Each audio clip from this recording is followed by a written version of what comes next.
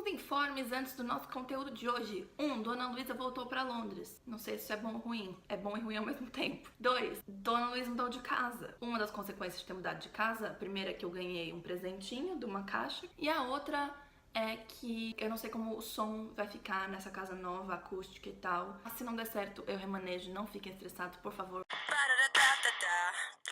O vídeo de hoje vai ser a partir de textos relevantes que foram escritos por mulheres sobre o assunto, porque agora tem inscritos, muitos inscritos, e eles vêm pedindo algumas leituras, então eu vou deixar aqui uma lista das leituras que eu usei pra fazer esse vídeo. Então, o que eu queria mostrar é basicamente como a perspectiva feminista se aplica à análise artística e como ela é um excelente ponto de partida para que a gente possa ter uma análise mais compreensiva da história da arte. Eu vou fazer isso em 3 esferas principais. A primeira é discurso. Eu vou mostrar como o ponto de vista do homem branco europeu ficou dominante na história da arte e no que isso implica. A segunda esfera é produção.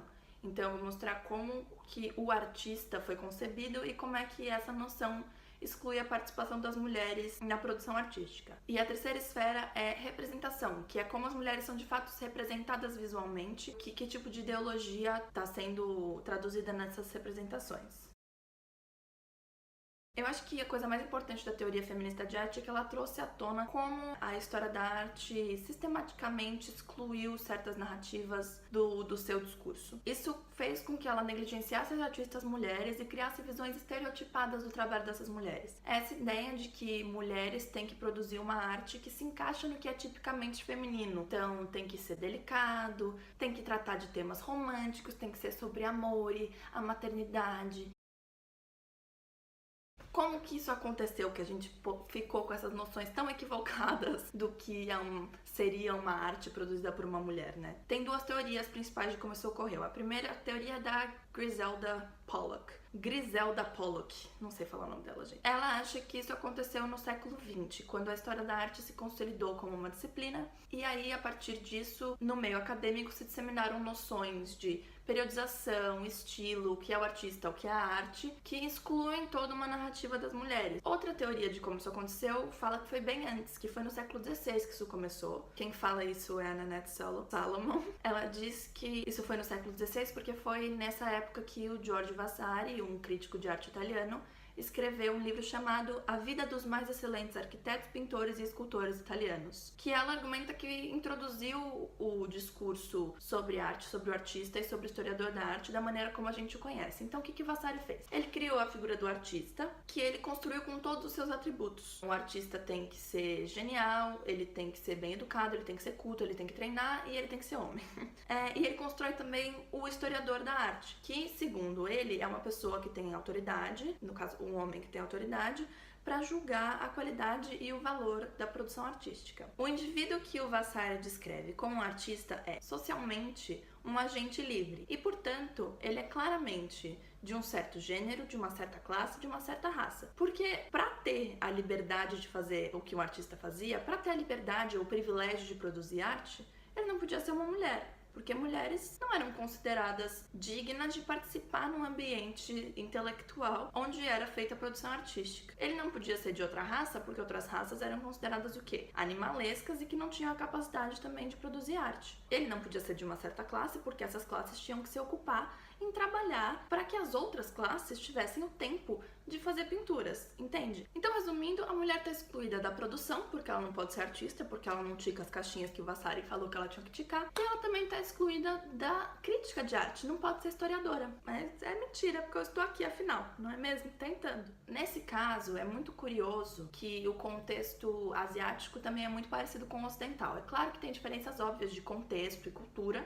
mas fato é que havia uma exclusão das mulheres do meio artístico nos 2 casos de maneira muito parecida. Tanto no contexto europeu quanto no contexto chinês, que é o que eu vou comentar agora, há uma classe alta de homens que emerge como a classe dominante no mundo da arte. Eles não só produzem um tipo específico de arte, mas também produzem o discurso que vai julgar que esse tipo de arte é o melhor. No contexto chinês, esse ideal era o ideal da pintura literati. Qual que era o ideal dessas pinturas literati? Eram cenas pintadas diretamente da natureza. Então, o pintor em questão ia lá para a natureza, absorvia lá o que ele tinha que absorver, pintava, e isso era considerado o mais belo e o mais incrível e o mais valorizado por o quê? Uma comunidade de homens que se encontrava e fazia pequenos saraus e julgava qual que era o estilo que eles mais gostavam de consumir. Apesar de que algumas mulheres, como uma moça que eu vou colocar aqui o nome porque obviamente não vou saber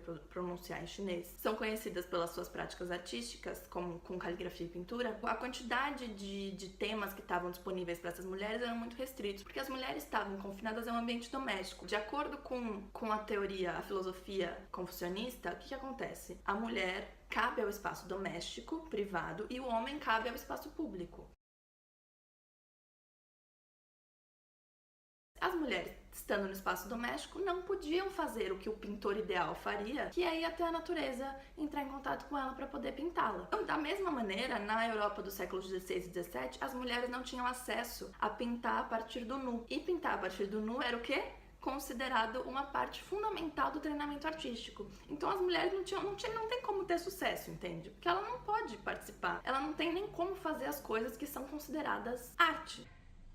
Homens eram mais reconhecidos do que mulheres, não só porque eles ticavam as caixinhas, mas porque eles desenharam as caixinhas que alguém precisava ter para ser um grande artista. A gente acha que um grande artista é isso porque só as pessoas que tinham essas condições que se tornaram grandes artistas. As mulheres não tinham essas condições, sejam elas educação, tempo, liberdade, como eu já comentei, para serem qualificadas como artistas. A ideia do artista moderno, que é associada com mitos da antiguidade sobre a criatividade, a loucura, o gênio louco, também considera que a masculinidade é um dos pré-requisitos do gênio louco. E aí, quando isso é combinado com os estereótipos que a gente tem do feminino e do masculino, o que a gente tem? O homem sendo entendido como um indivíduo que tem um dom e que a partir desse dom é ativo em produzir arte, e a mulher, que depende dele. Então ela é de novo o quê? Passiva e apenas objeto da visão de um homem que vai pintá-la, por exemplo. E aí a arte acaba não só reproduzindo essas noções, mas reforçando elas. Por quê? Quando você tem um nu de um homem, em geral você tem um nu idealizado de um homem heróico, potente. E quando se tem um nu feminino, é o quê? É uma mulher vulnerável que tá lá para ser observada e nada mais. Então as representações de gênero dentro da arte não só mostravam as relações de poder que já existiam na sociedade, mas muitas vezes também, por disseminar essa representação, faziam com que isso parecesse natural. Por aquilo tá na arte, influenciava as pessoas a pensar que é assim que a vida é. Então agora focando finalmente na mulher como um objeto da arte, quando a mulher é retratada, tem toda uma ideologia por trás da maneira como a mulher é pintada muitas vezes. Por isso que no meu outro vídeo eu falei da importância de artistas como a Frida Kahlo, por exemplo, fazerem autorretratos, delas terem o poder de serem indivíduos que produzem arte e de serem indivíduos que se retratam sem intermédio de nenhum homem, entendeu? Que conseguem construir a própria subjetividade.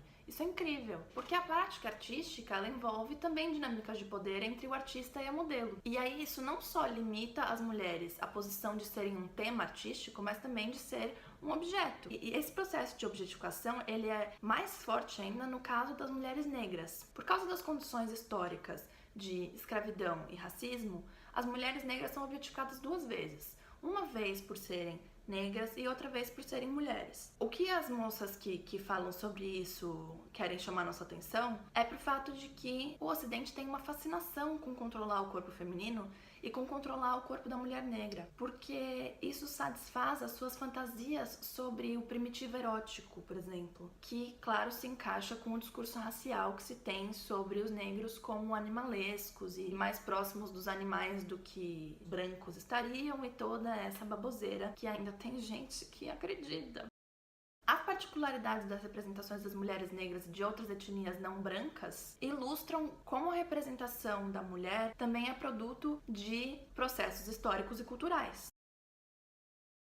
Então, basicamente, o que eu quis explicar é que a história da arte é uma disciplina que tem muita história mal contada e que a gente tem que revisar isso, porque tá errado.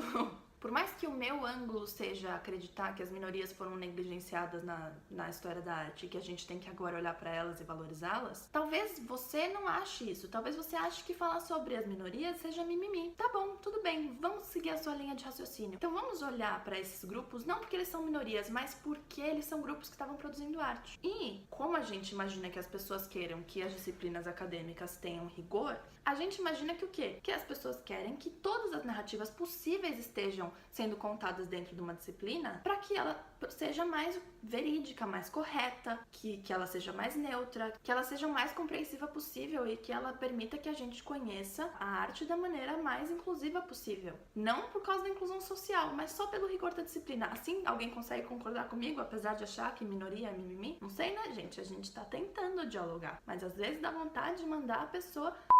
Enfim, era isso que eu queria dizer hoje. Vão nessas autoras que elas são ótimas. E é isso. Muito obrigada.